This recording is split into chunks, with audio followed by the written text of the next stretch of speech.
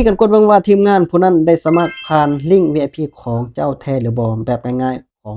เว็บไซต์ XRTech ก่อนอื่นเมื่อเราส่งลิงก์ให้เขาสมัครแล้วให้เขาส่งเลข ID 8 ตัวที่เขาสมัครสำเร็จมาให้ก่อนเมื่อเขาส่งมาให้แล้วเอาคลิกเข้าที่3ขีดด้านซ้ายสุดนี่เลยแล้วคลิกเข้าที่พันธมิตรคลิกเข้าที่จัดการระบบถ้าว่าสมาชิกบ่หลายปานใดมันก็จะอยู่นี่สามารถเบิ่งเห็นนี่แม่นไผที่สมัครผ่านลิงก์ของเฮาเราคลิกเข้าไปเบิ่งก็ได้แล้วเราจะเห็นเลขนำเสนอผู้นำเสนอของเฮานี่นะเลข ID ของเฮาที่ว่าเปิดเป็น VIP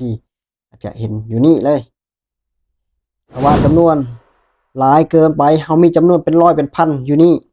เฮาจะกวดเบิ่งแบบง่ายๆกดเข้าที่อันดับนี่เลยกดเข้าที่อีเมลหรือ ID แล้วให้ไปเอาเลข ID ที่เขาสมัครสำเร็จแล้วส่งมาให้เบิ่งตัวอย่างที่เดอ GD ได้สมัครผ่านลิงก์ของเฮาสำเร็จแล้วส่งเลข ID มาให้คัดลอกเอาเลข ID ที่ส่งมาให้ไป XRTech แล้วกดวางที่นี่เลยอีเมลหรือ ID กดค้นหาถ้าว่าเขาสมัครผ่านลิงก์ของเฮาจะขึ้นเห็นแบบนี้เลย